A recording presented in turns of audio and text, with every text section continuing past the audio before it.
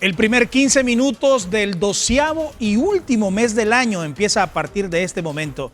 Como siempre, un abrazo fraterno de parte de toda la familia de Viva Nicaragua, Canal 13 y particularmente de 15 minutos. Les saluda Roberto Zúñiga.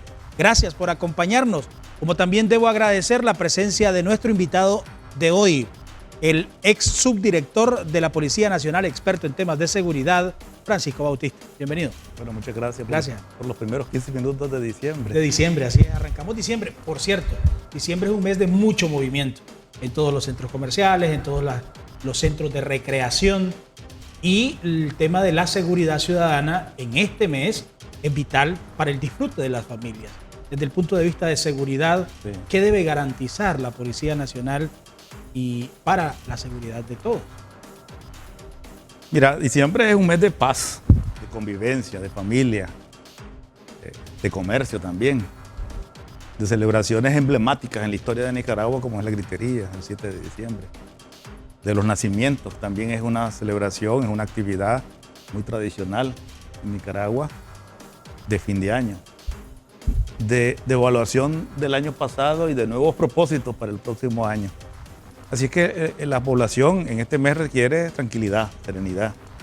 La policía tiene una responsabilidad institucional de contribuir a la seguridad, a la libre circulación, al libre disfrute de las personas, de las posibilidades que ofrece el mes. Digamos, es un mes de sol claro y de cielo celeste, y de mucha meditación también religiosa y de festividad. Es decir, hay una mezcla interesante en el mes. La policía está obligada a preservar el orden, la seguridad pública, es su labor fundamental, es decir, una labor de prevención y de coerción frente a cualquier amenaza que perturbe la convivencia de los ciudadanos. El comportamiento delictivo en Nicaragua y en general en el mundo tiene lo que algunos expertos criminológicos llaman un comportamiento cíclico o temporal, es decir, que los aspectos climáticos y los aspectos y los cambios estacionales modifican los comportamientos delictivos, y no sé si sabíamos eso, pero es una teoría que es válida y que se valora. Entonces hay meses del año donde la incidencia delictiva tiende a subir de manera cíclica. Eso todos en diciembre, los años, por ejemplo. Todos los años. Cuando vos ves la gráfica de un año, fácilmente vas a ver que hay meses pico y hay meses donde baja. Bueno, los últimos meses del año o las últimas semanas del año suele darse un pequeño incremento de la incidencia delictiva por una razón práctica. Suben particularmente los robos contra la persona, pues robos de casa, etcétera, porque la gente viaja, se moviliza. Y el otro pico que suele darse también ocurre entre marzo y abril, que es el periodo de la Semana Santa, digamos, con frecuencia, pero también algunos dicen que está vinculado con el clima, porque las temperaturas cálidas normalmente suelen provocar la exacerbación de los ánimos de las personas. Pero entonces, más o menos el año tiene esos dos picos. Es decir, en abril, marzo-abril, se da un pequeño incremento de los robos contra la propiedad, y a fin de año se da otro pequeño incremento, y después se dan algunas bajas importantes. Por ejemplo, uno de los meses de menor incidencia delictiva debe ser enero-febrero. Baja la actividad económica también, el comercio se reduce, la movilización de las personas en la calle disminuye. También la violencia delictiva está vinculada a eso. A mayor movilización de personas suele haber mayor incidencia delictiva. A mayor movilización de divisas en el país. A mayor de mercadería, de personas y de recursos económicos. Es decir, y aumenta el delito más común, que es el delito contra la propiedad, el robo. Y ahí la recomendación nuestra también, porque decía Bautista que la policía tiene una obligación institucional. Nosotros también tenemos una obligación. Es decir, una obligación propia. Fíjate que hay una obligación con nuestra familia. Hay una responsabilidad importante de la policía: informar. Porque la principal posibilidad de prevención está en la misma persona. Es decir, no ser descuidado, no ostentar de los recursos, no ostentar del aguinaldo que recibiste y que te vean el montón de billetes, no pagar en todos lados. Es decir, ser prudente, porque hay otros que verán eso con hambre, digamos así. Es decir, y fácilmente te van a poder sustraer ese dinero, etcétera, y no puedes ostentar de eso. Entonces, yo creo que una de las principales recomendaciones es que no hay que ostentar de los excesos o de los excedentes o de los recursos. ¿entendés? Que cada familia tiene. También hay que ser prudente en las casas de habitación, por ejemplo. Es decir, no las dejen solas. Siempre hay un vecino que te puede ayudar a cuidar la casa. Y en los negocios, bueno, cierren bien los negocios, usen alguna seguridad básica para prevenir y no dejen que el dinero en la caja se acumule mucho, sino que deposítenlo oportunamente, porque todo eso se convierte en un factor de atracción para cometer ciertos delitos. También a fin de año o noviembre se da más movilización de dinero. La cosecha de café, por ejemplo, comienza a salir. Entonces también circula dinero en el campo. Esa circulación de dinero también puede provocar, digamos, ciertas actitudes, ciertos comportamientos de gente que puede interesarse en capturar ese dinero. ¿Cómo evalúa usted la situación de la seguridad ciudadana en Nicaragua en este momento? ¿Cómo estamos? Yo creo que habría que ver en perspectiva, porque para saber cómo se está hoy, habría que verlo en perspectiva, cómo estábamos en los últimos 3 años y cuáles son las perspectivas futuras. Nicaragua entre el año 2011 y 2017 tiene un descenso significativo de los niveles de violencia delictiva. Nicaragua pasó de 13 homicidios por 100.000 habitantes en el 2011 a 7 homicidios por 100.000 habitantes en el 2017. Se convirtió en el 2017 en el país con menor tasa de homicidio de Centroamérica y uno de los 4 países con menor tasa de América Latina. Eso es sorprendente y es, sin lugar a dudas, una cualidad del país. En el 2018, por las razones que ya sabemos, se dio un brote de violencia de naturaleza delictiva que tuvo propósitos de naturaleza política. Pero esa explosión delictiva que se dio pasó la tasa de 7 por 100.000 a 11 por 100.000 habitantes. Pero a pesar de ese conflicto, a pesar de esos resultados del año 2017-18, Nicaragua tuvo el segundo resultado más bajo de Centroamérica, solo después de Costa Rica. Sin embargo, en lo que vamos del 2019 y ya estamos por cerrar el año, según las cifras que hasta hoy hay, la tasa de homicidio va a concluir con 8 o 9 por 100.000 habitantes. Es decir, volverá más o menos a los niveles del 2017, muy cerca, y volverá a ser, según esos resultados, la tasa más baja de Centroamérica y una de las 4 o 5 más bajas de América Latina. ¿Es real esa afirmación de Nicaragua, el país más seguro de Centroamérica? Lo escuchamos con frecuencia. Claro, ese es un eslogan, ¿verdad? Sí, es importante estar claro que es un eslogan. Ahora, ¿qué se quiere decir con el eslogan? Que Nicaragua tiene las menores tasas delictivas de la región, ¿verdad? Porque la seguridad es un concepto mucho más amplio que no solamente incluye el riesgo de la violencia delictiva. La seguridad también está vinculada con la estabilidad económica, la estabilidad política, la estabilidad jurídica, etc. Pero desde el punto de vista de la seguridad delictiva, o sea, como riesgo de las personas a ser víctimas de un delito, sin lugar a dudas, Nicaragua tiene los resultados más favorables. Entonces, el hecho que Nicaragua tenga, por ejemplo, al concluir el año 2019, 8 homicidios por 100.000 habitantes, no quiere decir que en Nicaragua no hay homicidio.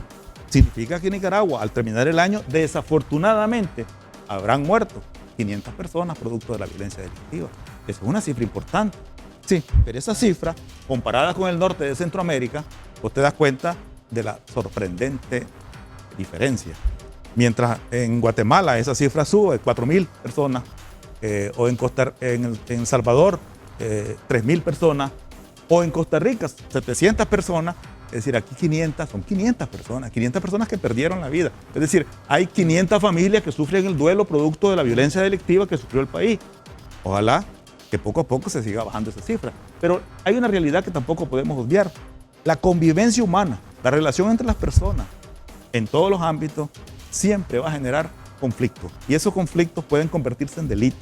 Y esos delitos pueden traer daño económico y humano. Y eso es lo normal en las sociedades. Lo que pasa es que las sociedades tienen que trabajar en que esos conflictos sean razonablemente administrados y en niveles razonables. La salud perfecta no existe. La seguridad absoluta no existe. Pero existen niveles de seguridad.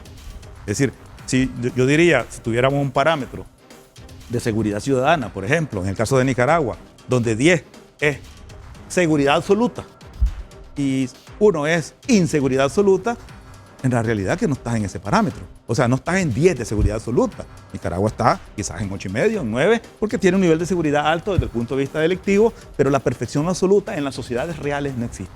¿Y el accionar de la Policía Nacional cómo lo evalúa usted hasta hoy? En esos números o en esa realidad desde el punto de vista de seguridad. Bueno, mira, hay que reconocer que la seguridad ciudadana es consecuencia de un proceso social e histórico, donde los distintos actores influyen en un resultado concreto. La policía es un actor importante en ese resultado, pero no es el actor único. Aquí tenés que integrar a todos los elementos socioeconómicos y culturales que interactúan en el contexto social. Por ejemplo, es imposible garantizar niveles de seguridad altos solo con una policía competente. Vos necesitas atender los sectores vulnerables de la sociedad. Por ejemplo, mejorar la infraestructura urbana de las ciudades, mejorar los niveles de información y de comunicación y de educación de la población. También atender a los jóvenes en situaciones de riesgo, promover actividades culturales y deportivas, mejorar el sistema de salud pública, reducir los niveles de pobreza. Cuando vos articulás dentro del Estado, dentro de la sociedad, todos esos elementos y tenés una fuerza policial que actúa con responsabilidad frente al conjunto de fenómenos, es posible que obtengas resultados buenos. Pero yo te podría decir, por ejemplo, que la policía de El Salvador, desde mi opinión, es una buena policía.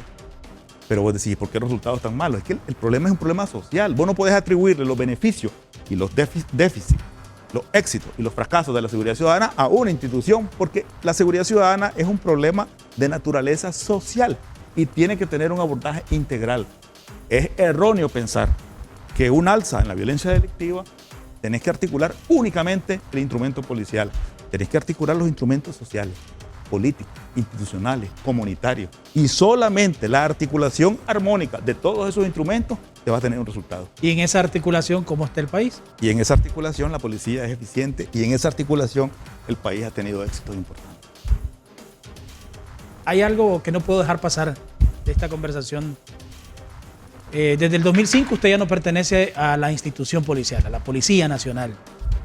Y hemos visto a Francisco Bautista en los últimos años como escritor.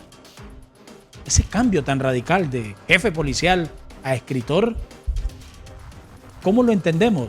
Bueno, mira, esto no es un cambio radical. Para comenzar, te quiero decir que... Yo sí lo siento, sí lo veo radical. Que yo fui muy... A menos que usted ¿Escribía usted cuando era jefe policial? Siempre escribí y siempre leí. Pero te voy a decir una cosa. Yo fui bendecido por una decisión arbitraria del gobierno de Bolaños. Y yo digo, no hay mal que por bien no venga. Por eso siempre tengo ese criterio. Y además, yo digo, las crisis son grandes oportunidades. Es decir, yo hubiera podido seguir en la policía el tiempo que me tocaba estar, por ley. Pero el gobernante decidió de manera arbitraria y ilegal sacarme. Bueno, yo lo denuncié, lo demandé. El sistema de justicia me dio la razón y tomé una decisión. Me puse a pensar, una semana me puse a pensar qué hago, cómo organizo mi tiempo. Después de consumir todo mi tiempo en función de la policía, bueno, quedó en el aire. ¿Cómo organizo mi tiempo? Entonces yo dije, tenía una novela pendiente, que ya la tenía escrita, pero que no la había corregido. Y entonces digo, bueno, aquí tengo la oportunidad. Una semana después me puse en la computadora y me quedé concluyendo lo que sería mi primer novela. Y esta es la edición número 7. Una edición de bolsillo de esta novela Rostros Ocultos que ha sido muy leída en Nicaragua. Te digo, si yo no hubiera tenido esa oportunidad que me brindó una decisión arbitraria, no hubiera podido yo publicar esta novela. Y después publiqué otros y otros de textos que ya había escrito, pero que no había publicado o corregido. Y hoy tengo 13 libros publicados sobre novela, cuento, poesía, ensayos, etc. Y disfruto compartir eso. Disfruto compartir la información, el conocimiento, mi experiencia con los jóvenes en los colegios, en los institutos. Me invitan a dar conferencias. Las semanas pasadas estuve en Estelí hablando sobre poesía, sobre un poeta nicaragüense, Leonel Rugama, por ejemplo. Y después estuve en Granada hablando de Leonel Rugama. Y hace 2 meses atrás o 3 estuve hablando sobre Rubén Darío. Y después le preguntan sobre seguridad ciudadana. Y hablo de eso con satisfacción y con entusiasmo. Hay un cambio. Pero fíjate que lo que parece contradictorio a veces es más próximo de lo que parece. Lo que pasa es que la policía se crea en un contexto histórico distinto. Y en la policía nos integramos estudiantes, poetas, escritores, sociólogos, es decir, gente que tenía visiones distintas y diversas. Y nos integramos por un proceso político revolucionario que ocurrió así. Y estando ahí nos dedicamos a ser policía. ¿Tiene planes de seguir escribiendo? Escribo siempre. ¿Tiene planes de publicar más novelas? Claro, ¿Más libros? tengo en marcha ¿Más algunas obras? ahí. Espero salir el próximo año de algunas que están en camino. Lo que pasa es que tienen su tiempo y a veces los tiempos de la literatura no son necesariamente unos tiempos tan precisos y cronológicos, sino que dependen de circunstancias emocionales, etcétera, personales, que van cayendo y cuando uno dice, ya está listo, ya está listo. ¿Entendés? Gracias. Bueno, muchas gracias. Gracias a usted por habernos acompañado. A ustedes también. Nos vemos en la próxima. 15 minutos.